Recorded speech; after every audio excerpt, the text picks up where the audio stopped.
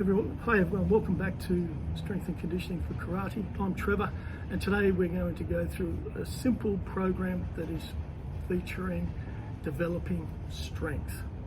Not muscular endurance, but strength. That means we're going to lift as much weight as we can with correct technique and fatigue relatively quickly. What I mean by that is after 5 reps, you can't really lift a 6th time without losing your technique. That is what strength training is. The adaptation process we're trying to develop is neural adaptation, and that is our brain activating all our muscle fibre in the working muscle at the one time. If we haven't done any true strength training in our life, the reality is we will not have all our muscle units or motor units, muscle fibres, activating when we do a contraction or a movement, irrespective of what sort of training we've done. So we need to do this every now and then, and what I mean by every now and then is maybe 4 to 5 months, every 4 to 5 months for a couple of weeks, to ensure that our brain switches on all the motor units. Now, a motor unit is the nerve and the muscle fibres attached to it that activates the muscle for the contraction. Now, if we haven't done that, you're not going to have all your motor units activating, no matter how fast or how good or how much. If you haven't done strength training, true strength training, you are not going to activate it. Do we need true strength? Probably not to the point of karate performance. But one of the most important facets from a strength and conditioning point of view in karate is power. Now, power is related to the muscle force and the rapid time of that contraction. So if we increase the amount of motor unit activation in our muscle, we will produce more force. Now, with that more force, and we then train for power, we get that rapid contraction, we can produce more power, which will increase our overall speed. So that's what we need to do. Now, what you need to understand with this is you need to look to get to a point of fatigue with the lift within 5 repetitions. Okay? After that, then we start not doing true strength. Now, we're going to do 5, and I'm only going to do 1 exercise for the chest, 1 exercise for the back, and 1 exercise for the legs. And I'll do 4 sets today of each of the exercises. Then I'm also going to do some exercises for the calves. Now, generally, in the past, prescribing calf-specific strength exercises or muscle adaptation is not something I would have focused on, because when you do your squats or your leg works, the calves are getting to it.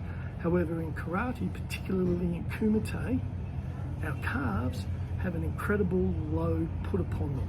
So by doing strength, when we isolate and focus solely on the calf, we're going to strengthen it and reduce the risk of injury by building up its strength and its ability to withstand force, the high amount of force production that we will generate. So this is about preventing injury as well as, or reducing the risk of injury, as well as enhancing our performance. So very simple. I always start with chest. I've already done my karate training today. I've just done about an hour of kata work. Now, because I'm focusing on technique and skill acquisition with my karate, I'm doing my strength training last. If I do my strength training first, then my muscles are going to be pre-fatigued, and that's going to impact on picking up my skill technique. Now, by training for an hour beforehand, then my strength is going to be slightly compromised. But again, today's focus is on technique and skill, so I prefer to maintain that whilst I can accept a slight deterioration of performance in my resistance training. All right, so we're going to do push-ups. Now, of course, normal push-ups, if you can do your body weight, it's not really. So how can I add a load? Now, this is one I've given it a go, and it seems to actually provide it. So instead of going down and up, a little bit wider than normal in our stance, we get up and across. So we're building up the load more one side.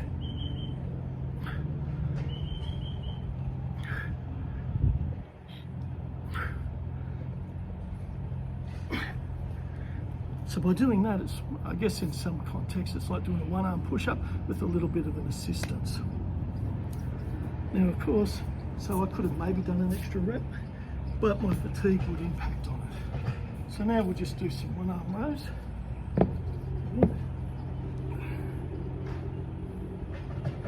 And we'll lock the shoulder down.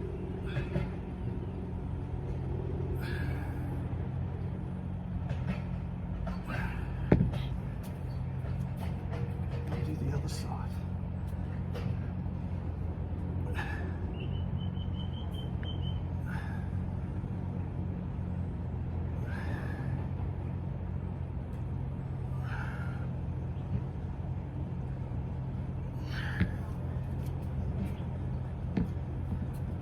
Now, these my leg over, they're Bulgarian squats or split squats, or Bulgarian split squats.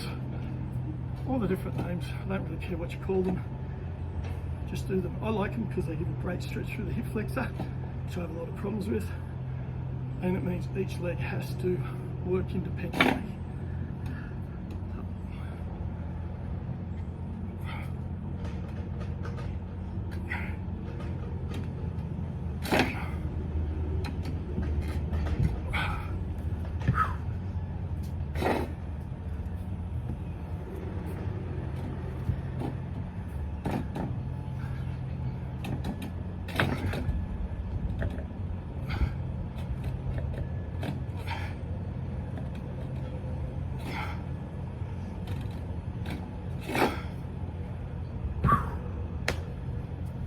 Okay, now the other thing we need to know is when we're doing strength, intensity is quite high. Now because of that, we deplete our available ATP, adenosine triphosphate, which is our fuel. The waste products, metabolic waste products, carbon dioxide, hydrogen ions, lactate, increase.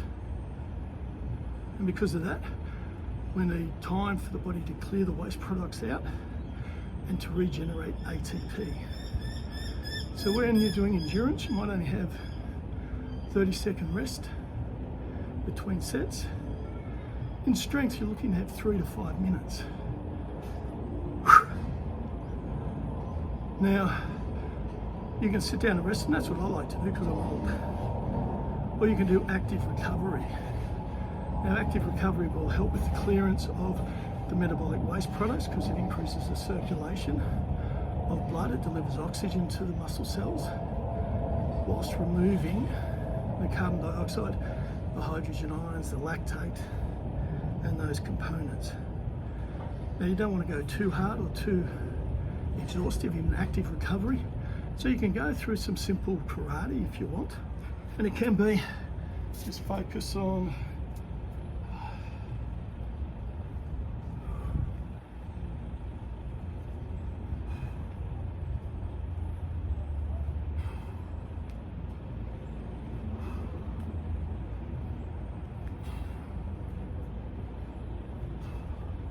so a little bit of light activity that includes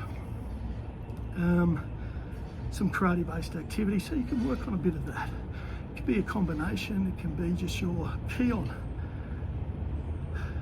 Now we'll go on to the calf exercise, and I do this predominantly on a step, very simply.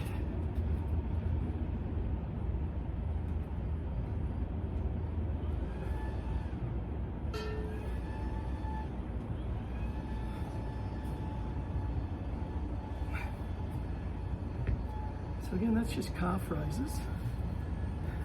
And it's just going to help the strength of the calf muscle. So it's going to withstand, because in a few weeks we're going to go into power, or I'll go into power. And I want to make sure those calf muscles are well developed and that foundation has been truly laid down to risk or reduce the risk of a soft tissue injury, whether it be in a tendon or a muscle. Okay, so I'm going to go through that 4 times with a little bit of active recovery in between each. All right, guys, now that's the strength.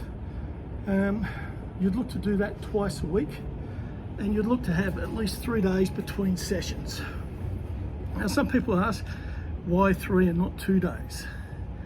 When we train, particularly with resistance training or any sort of fitness training, we've got to understand that there's processes that the body goes through. Now, we start our training, and what we need to do is get to a point of fatigue.